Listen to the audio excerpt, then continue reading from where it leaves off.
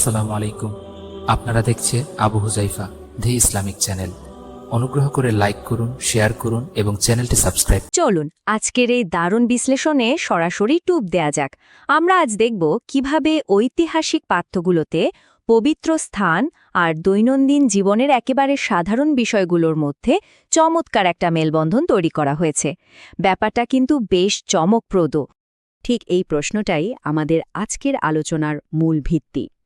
দৈনন্দিন জীবনের খুব সাধারণ একটা কাজ আর পবিত্র ভূগোলের মতো গম্ভীর একটা বিষয়, এই দুটো জিনিস কিভাবে একসাথে মিলতে পারে, এই কৌতূহল মেটাতেই আমরা আজ সহিহ আল বুখারীর ৪৪ নম্বর হাদিসটির দিকে নজর দেব। শুরুতেই মূল পাঠ্যটির দিকে তাকানো যাক। আবু আয়ুব আনসারী বর্ণিত এই হাদিসটিতে বলা হয়েছে, খোলা জায়গায় প্রকৃতির ডাকে সাড়া দেওয়ার সময় কিবলার দিকে মুখ করে বা কিবলার দিকে পিঠ দিয়ে বসা যাবে না। খুব সাধারণ একটা নিয়মের মতো শোনালেও এর ভেতরে কিন্তু অনেক চিন্তার খোরাক আছে। এবার একই পাঠ্যের বাংলা অনুবাদের দিকে নজর দিলে দেখা যায় সুনির্দিষ্ট নিয়মগুলো আরও স্পষ্ট। বলা হচ্ছে, খোলা জায়গায় কিবলার দিকে মুখ বা পিঠ না করে বরং পূর্ব বা পশ্চিম দিকে ফিরে বসতে হবে। লক্ষ্য করুন, এখানে কিন্তু একটা নির্দিষ্ট দিকের কথা বলে দেওয়া হচ্ছে। এই নিয়মগুলোকে যদি আমরা একটু ভেঙে দেখি তাহলে পুরো ছবিটা পরিষ্কার হয়ে যাবে।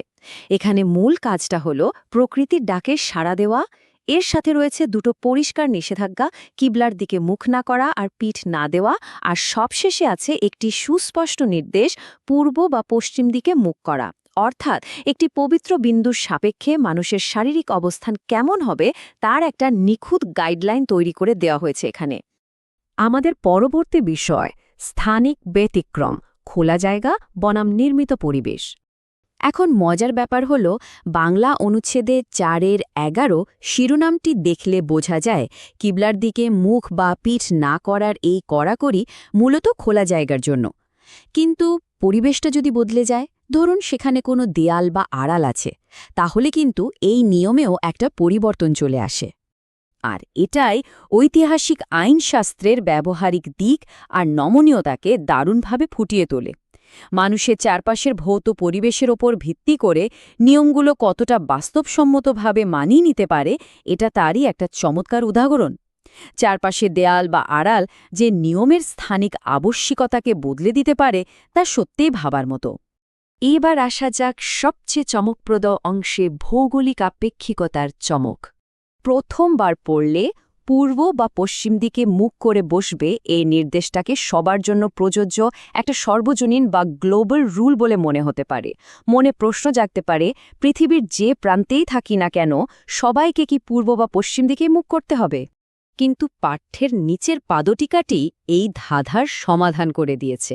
সেখানে একদম স্পষ্ট করে বলা আছে যে পূর্ব বা পশ্চিম দিকে মুখ করার এই সুনির্দিষ্ট নির্দেশটি আসলে মদিনার বাসিন্দাদের জন্য দেওয়া হয়েছিল। অর্থাৎ মদিনার ভৌগোলিক অবস্থানের ওপর ভিত্তি করেই এই পূর্ব পশ্চিমের হিসাবটা করা। তাহলে আসল বিষয়টা ছকে ফেললে দাঁড়ায় এরকম, কোনো একটা অঞ্চলের সাপেক্ষে কিবলার দিক যদি উত্তর বা দক্ষিণে হয়, তবে সেই অঞ্চলের মানুষদের পূর্ব বা পশ্চিমে মুখ করতে হবে। আর ভৌগোলিক কারণে কিবলা যদি পূর্ব বা পশ্চিমে হয়, তবে তাদের মুখ করতে হবে ঠিক উল্টো দিকে, মানে উত্তর বা দক্ষিণ দিকে। সমীকরণটা একদম সহজ, তাই না? এটি নিখুঁতভাবে ভৌগোলিক আপেক্ষিকতার প্রমাণ দেয়। মক্কার সাপেক্ষে নিজের বৈশ্বিক অবস্থানের ভিত্তিতে নিয়মগুলো কিভাবে বদলে যায় সেটাই আমরা দেখতে পাচ্ছি। মদিনার অবস্থানের কারণে মূল ওই পূর্ব বা পশ্চিম নির্দেশটি এসেছিল, কিন্তু এখানকার আসল এবং চূড়ান্ত লক্ষ্য একটাই, যে কোনো মূল্যে কিবলার সাথে সরল রেখায় অবস্থান করা থেকে বিরত থাকা। দিকটা এখানে মুখ্য নয়, মুখ্য হল কিবলার সম্মান রক্ষা করা। আমাদের শেষ পর্যায়ে উৎস, প্রামাণিকতা এবং চূড়ান্ত ভাবনা।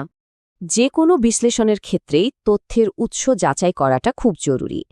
আজকের এই আলোচনার জন্য তথ্যগুলো নেওয়া হয়েছে hadisbd.com থেকে, যেখানে তাওহিদ পাবলিকেশনসের রেফারেন্স ব্যবহার করা হয়েছে। মূল আরবি পাঠ্য এবং এর অনুবাদগুলোর সঠিক রূপান্তর নিশ্চিত করতে এই নির্ভরযোগ্য উৎসটি যাচাই করা হয়েছে। উৎসটিতে এই পাঠ্যটিকে স্পষ্টভাবে সহিহ বা বিশুদ্ধ হিসেবেও চিহ্নিত করা হয়েছে।